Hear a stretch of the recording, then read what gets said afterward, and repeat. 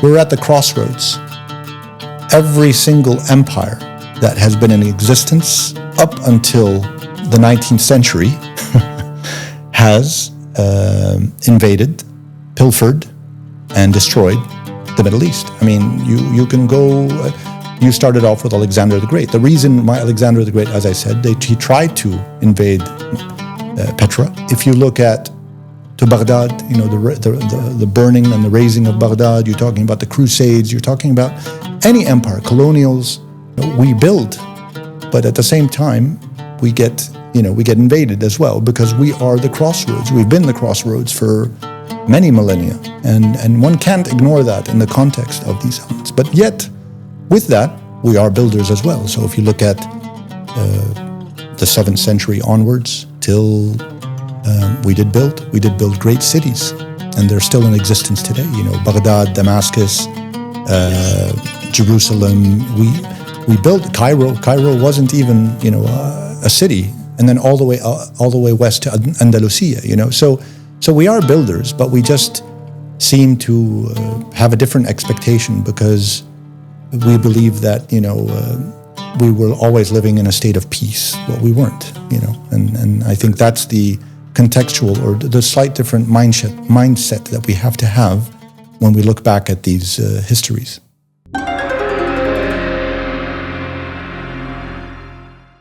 Assalamu alaikum, Brother Tariq. Welcome to the Counter Narrative. It's a special occasion, it always is, with a guest on this platform, that we have a man of many skills, many talents, and a very interesting background when it comes to history, tradition, culture, and traveling around the world. I came across a YouTube channel, 𝗾𝗠𝗏 Chronicles, a few weeks ago, and I was pleasantly delighted to know that there's a back catalogue of amazing, insightful videos into the ancient and also the traditional and contemporary Arab Muslim tradition that, being told by somebody from the region, is more authentic. So I thought I'd invite you here today, as I have a few questions that I believe the audience can benefit from through the course of this conversation. Before I begin, could you introduce yourself to our audience in terms of your background, your profession, and what you do on this space on YouTube? Alaikum assalam, Brother Ibrahim. My name is 𝗃𝗏𝗏𝗏𝗏. I guess from my perspective, I'm a storyteller. Originally, I am trained as an architect and went into property development, and that's been kind of my background. But my background actually is entrenched more in witnessing the world. I lived in many different places from my early childhood. And mainly in the Middle East. I was fortunate enough to have, you know, a focus of various nations that were all Middle Eastern. So I was born in Algeria, grew up in Spain, Iran, pre-revolution, Syria, Egypt, Lebanon. So I know all these countries fairly intimately, and I have very, very entrenched, let's say, experiences in these spaces. So those have come to shape who I was, and in kind of exploring an extension of what architecture is for me, which is kind of a storytelling, I ventured upon YouTube in terms of kind of relaying the knowledge I had accrued, and not necessarily knowledge that has been gained through institutions, but more of life experience and observation, and sometimes orchestrating all of these different sensory and intellectual, let's say, ideas into content, and being YouTube, that content are videos. And that's what I like to talk about. And I think as you and I have spoken, you've mentioned this very clearly, that it is from an Arab/a Muslim perspective. I'm very kind of aware that, unfortunately, a lot of our narratives that are told to us are actually not from our own perspective. They're from westernized or orientalized perspectives. And I think there's a big space on the digital platforms, whether it's YouTube or other, to tell these stories, and to tell these stories with our passion, to tell these stories with our perspective. And there are so many different perspectives, even within the Arab world, within the Muslim world, that I think there's a lot of room for assimilation of these ideas or retold stories. And I don't want to use the word revisionist, but they're retold stories because they really haven't been told before, if that makes sense. Mm-hmm. And your channel is the 𝗾𝗘𝗏 Chronicles? Correct. So the 𝗾𝗘𝗏 Chronicles is an 18-month-old basically endeavor, a journey, where I always was, as the architect, again, I like to deal with multi-sensory experiences. So the physical, the spatial.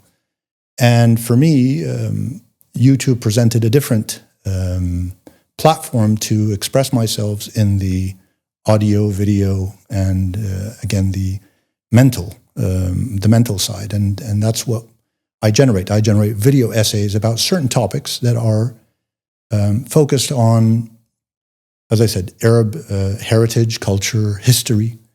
I know we're on 𝗾𝙗𝙗𝙗𝙗𝙗, so history plays an important part. And I think, it's cliche to say, but history does play an important part of who we are and where we can go from here. So I don't belittle that by any means. I actually find it of extreme value. And especially retelling history in a way where it's from a perspective of sometimes the victor and sometimes the loser, which is as important. But we seem to kind of forget about that part, the history of the loser, or the history of the colonized, or the history of the weak. And I think that's important for me, that I tell our history along the different lines, in our strengths and in our weaknesses. And that's very valuable because we live in a world that's now globalized, and there is currency in cultural exchange. I believe we are better people, a better world, when we learn to listen to other people. And it's not what it used to be, where we had gatekeepers for information and education. They decide what becomes history, what becomes a narrative. Now we have the opportunity, each and every one of us has a voice and a platform on YouTube and other platforms to share authentic and genuine perspectives on our own cultures, which is why I invite various people on my platform to give us a nice cacophony of different perspectives, and that's what enriches us as human beings. I learned a lot from your channel, and one of the videos that really kind of prompted me to contact you actually was one called Ancient Architects. Because we are often told, especially as Muslims, that the Arabian Peninsula and the people who resided therein were without culture and civilization until the dawn of Islam in the 7th century. Having done a lot of research myself, independent reading, I know that to be factually false, but it is important for us also to highlight this, because there is a sense of not direct and not necessarily intentional, but there is a passive, almost submissive and subvertive narrative that the Arabs and their culture has no value. It only came about in the 7th century. So that video really highlighted a very important and very, very concrete point, because it is an architectural discussion. There are actual remnants and tangible evidences. And so I thought, really, let's get a conversation on that. And let's talk about ancient Arabia and the architecture and the remnants and the culture and the legacy of those people who preceded Islam by sometimes millennia, specifically the Nabatean kingdom. So tell me, what do you think when you hear people saying, for example,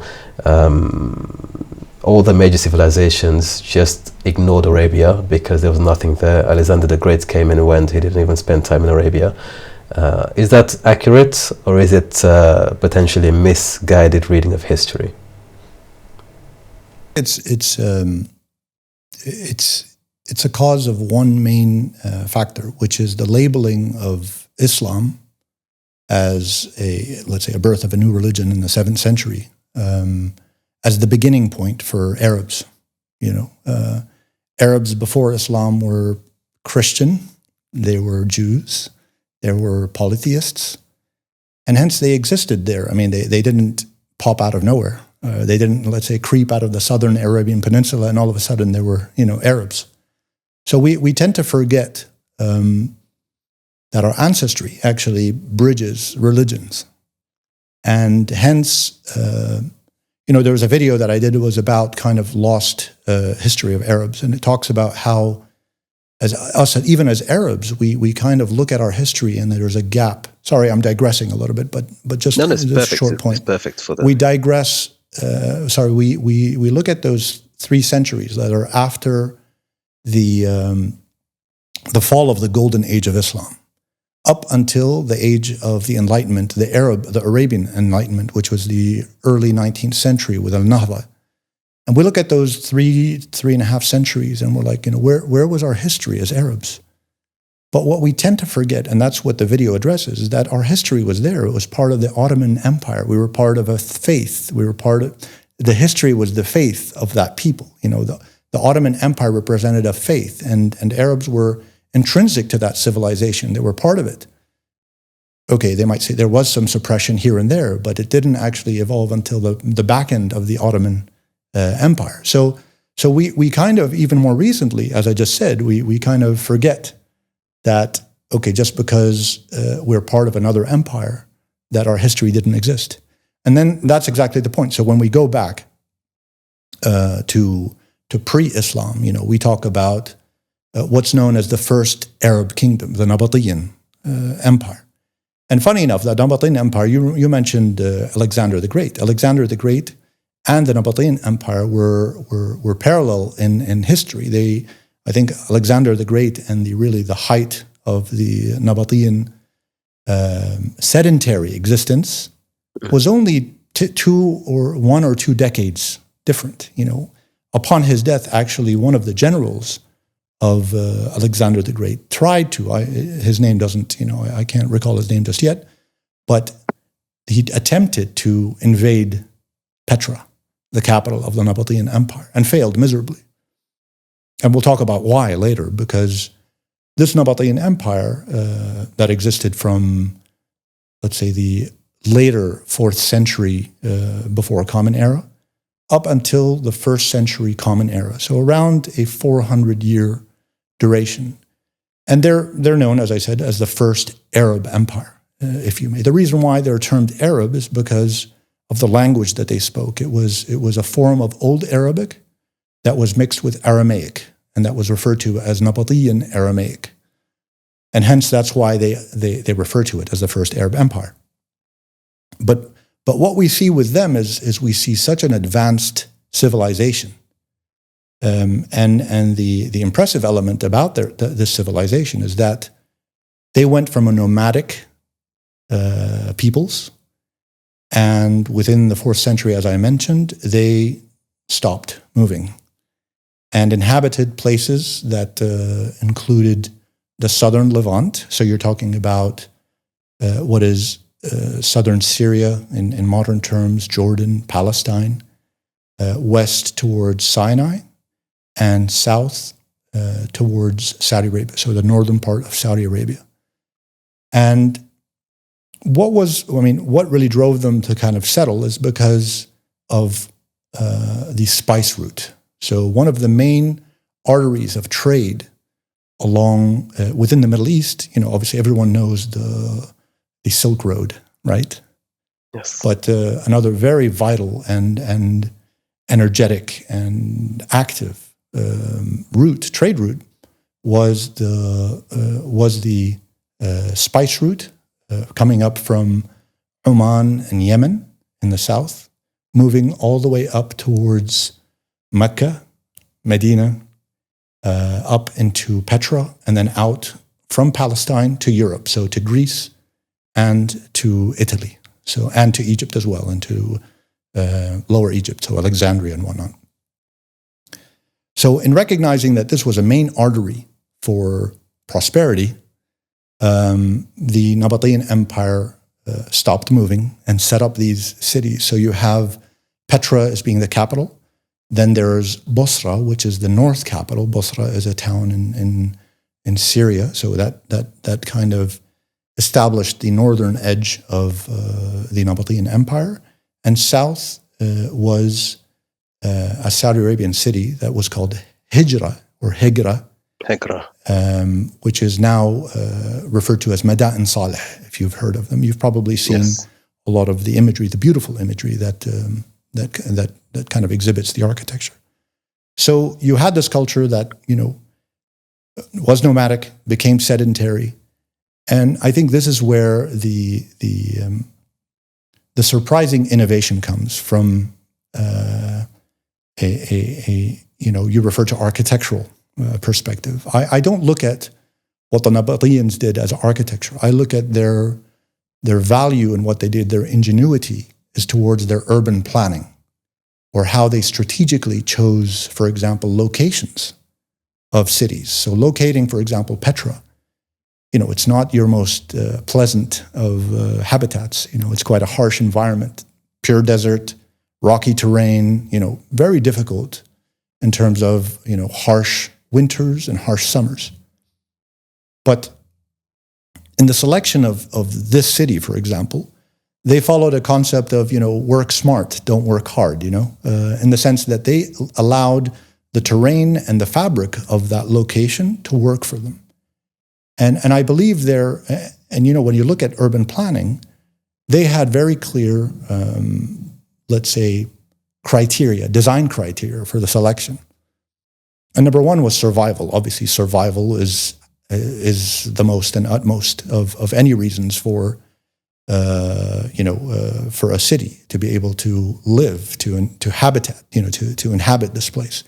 So survival in the terms of its security and its ability to provide the natural resources for human sustenance. So if we look at Petra, a city that would become between 30 to 35,000 people in terms of size at its heyday, in terms of its height. Not only that, with a lot of trade passing through it, so a lot of caravans and whatnot. They were able, in the selection of that site and the natural forms, be able to sustain themselves in terms of the provision of water and the provision of food, so in terms of agriculture, planting, what have you. And they were able to secure themselves from invading forces because of the terrain. So I'm not sure, have you been to Petra, Ibrahim? Never. I haven't had the opportunity or the privilege. Okay, well, Petra, it's one of those experiences that you'll never forget, because it's such a processional experience. It is almost like a rite of passage. So, and I believe that was an intention. It wasn't a coincidence. So to access the heart of the town, you have to pass through very narrow chasms in the earth that are, so what is called a 𝗖𝗢. 𝗖𝗢 means almost like a crevice in the earth. So you actually have to go through a procession. So what that did is it provided many different things. Choosing that one pathway allowed for security from invaders. It wasn't easy to access. Number two, it allowed for, a controlled, for example, let's say if you have a big event in any city today, you'll see them put up those fences, to channel people. Well, this was already there, naturally done. It also promoted a mental/spiritual experience. So when you passed, you knew you were going somewhere special. So I think these are some of the things that I really value in that, in the urban planning of, for example, Petra by the Nabateans. So it's not as much the visual that you see, it's the invisible that is more valuable. So another element of the invisible in Petra is, and that's what's really described and expanded on in the video that you mentioned about the Nabateans. It's called the Architects of Survival, is their water management system. For ancient Greece, ancient Rome, and other civilizations before did have technology with regard to the management of water in terms of supply, in terms of, storage. But what was done in Petra was beyond all of this. It was an intricate system of multiple functionality that you can't see. You actually can't see. The only thing you can see is actually as you walk through a 𝗖𝗢, which is that corridor that I was talking to you about, are the water channels on either side of these high walls. And these were water channels that were actually the pipelines of the city. So this water management system was so intricate and so well designed that what water supply levels on a daily basis the Nabateans were able to provide for the people surpasses many of today's modern cities.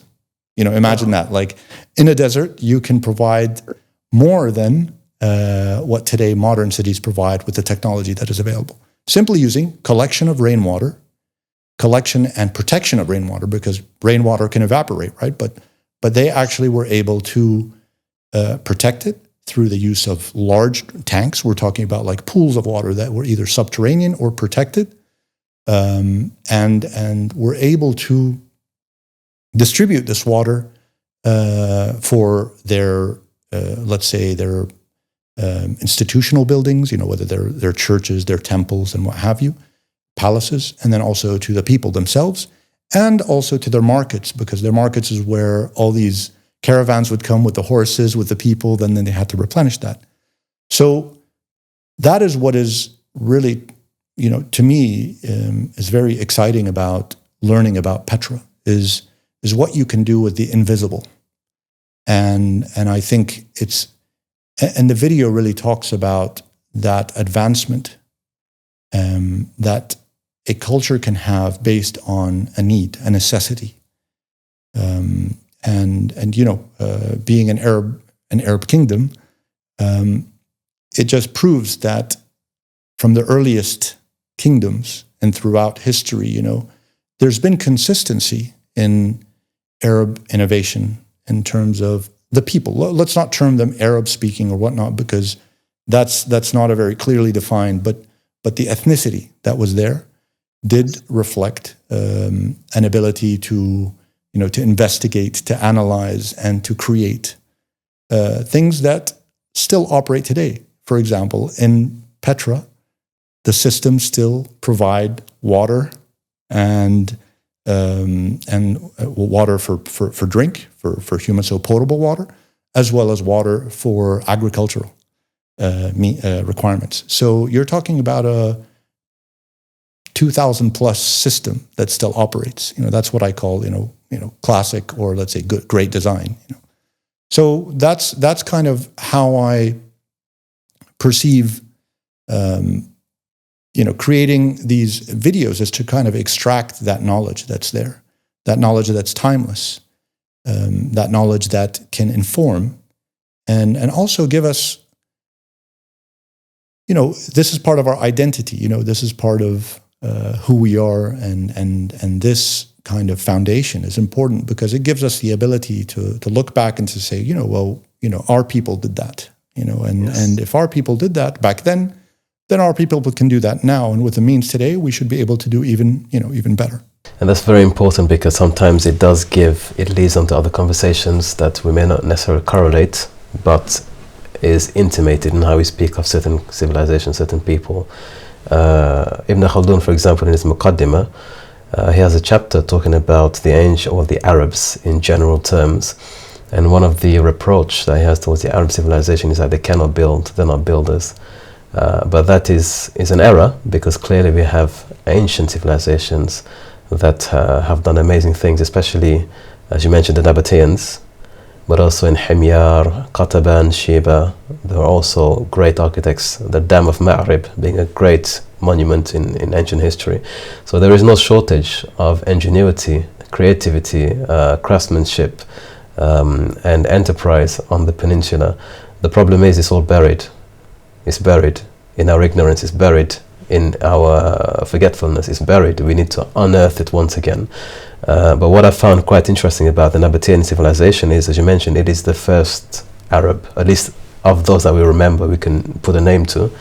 And it is one of the 7 wonders of the ancient world, is it not? If it is, it is. Because I think in terms of, if you extrapolate what it actually achieves, it is, to me, it's probably one of the most amazing. Because the others are more like Herculean efforts. You know, that like for example, obviously the statue in Alexandria, for example, the lighthouse. That's one that's a Herculean effort. But you know, again, obviously it requires engineering and whatnot. But I think the interesting part about Petra is it actually didn't address large scale. Its intelligence was down to theories and different. It's a different type of science that was, I think, much more accurate, if that makes sense. But just talking about Ibn Khaldun, for example, we tend to forget also the context of where Arabs inhabit. We're at the crossroads. Every single empire that has been in existence up until, up until the 19th century has invaded, pilfered, and destroyed the Middle East. I mean, you can go. You started off with Alexander the Great. The reason why Alexander the Great, as I said, he tried to invade Petra. So they tried. It's on record now. We've clarified that misconception. Yeah. If you look at you have any empire, you want to talk about the Mughals, what they did to Baghdad, the burning and the razing of Baghdad. You're talking about the Crusades. You're talking about any empire, colonials. We build, but at the same time, we get invaded as well, because we are the crossroads. We've been the crossroads for many millennia, and one can't ignore that in the context of these elements. But yet, with that, I'm surprised, because from a cosmopolitan perspective, we are builders as well. So if you look at the Islamic Empire from the 7th century onwards till the Ottoman Empire, so Rashidun, and then the different Abbasids, Fatimids, and what have you, we did build great cities, and they're still in existence today. Baghdad, Damascus, Jerusalem. We built Cairo. Cairo wasn't even a city, and then all the way west to Andalusia. So we are builders, but we just seem to have a different expectation, because we believe that we were always living in a state of peace. Well, we weren't. And I think that's the contextual, or the slight different mindset that we have to have when we look back at these histories. And you're right, you also had the Sassanid Empire, which was at loggerheads with the Byzantine emperors, and the Arab region was right in between. They were wedged in between, this perpetual push from this side and that side. And from the southern region, you had the Aksumite kingdom, which tried to invade Mecca. So it is at the middle of all of these various conflicting interests, which should be considered, as you mentioned. But in terms of the ancient world in general terms, I think it's important to remind, the modern reader or the modern audience, that there is a lot more to those ancient civilizations than we think there was. And it's not as simple as just maybe there was a castle here, a kingdom there, and that was it. They were also civilized, they were also sophisticated, they also had a history, they also had civilizations that may not be accessible to us today, but it's not because they don't exist, it's because they haven't yet been uncovered. One of the things I find really interesting about the Nabatean civilization is the theories surrounding their origins. It is said that Nabatea, or the name Nabatan, came from the first son of Ismail. He had 12 sons and 12 tribes, and the eldest son was the inheritor to the Haram, the first Haram in Mecca. The first son who took over was Nabatan, and Qiydar was the second son. And so from there you have the Nabateans, who then migrated up to the region where there is now Petra, and you had Qiydar were the Qiydarites. There's also another civilization, Qiydar, from there. So there's a long history going back to biblical times, in fact, because Nabatan and Qiydar and the other 10 sons are in the Bible.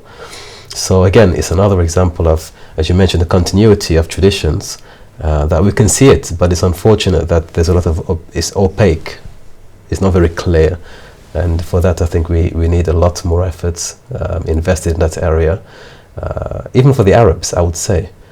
Because I've met Arabs who have very little knowledge of their history pre-7th century. I think it stops really when you get to 7th century, the advent of Islam, 𝗼𝗢𝗡. Those who are read will know about 𝗼𝗢𝗨𝗥𝗦𝗙, 𝗼𝗢𝗪 a bit of those ancient kingdoms, but it doesn't really go beyond. It doesn't go beyond that. And I wonder why. Is it because it's not being taught generally, or is it just because there's no interest in this specific field of history? I think you touch upon a very important element, and that's the word jahiliyyah. You know, when you use that word, you're suggesting that, you know, okay, the term is applicable, but it's applicable from a certain perspective, in the sense that the enlightenment of the Islamic faith hadn't come upon the world yet, right? I mean, it had in terms of its different iterations with the previous prophets, but they were, you know, misdirected, misinterpreted. But I think with the usage of that word, it discounts kind of everything. So what we tend to do is we tend to deprioritize what happened before then. So to say, okay, now we have the Word of God, we have the truth. Everything prior to that has less significance to us. And I think, yes, I think you can take that approach, but at the same time, from a historic perspective, you can't, you know, because, you know, even the Sahaba and all of the very important people, they have histories before Islam. So if you just take them and you look at their ancestral progress, you know, it's important to understand. But also at the same time, you can't say jahiliyyah, but then, you know, because in the Quran you have that history as well. Yes. And that history is told. So, and this is where it gets a little bit dicey, I think.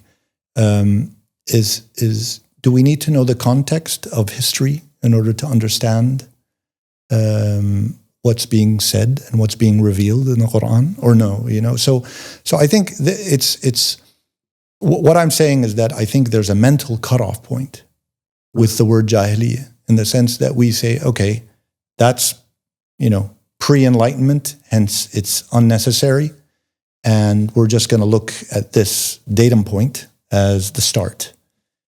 And I believe I believe it's not a literal interpretation of that, if that makes sense.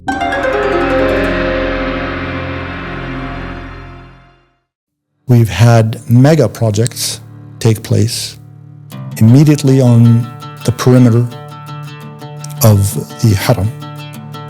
And we're talking about skyscrapers. And what this does is I think unfortunately it's driven by money.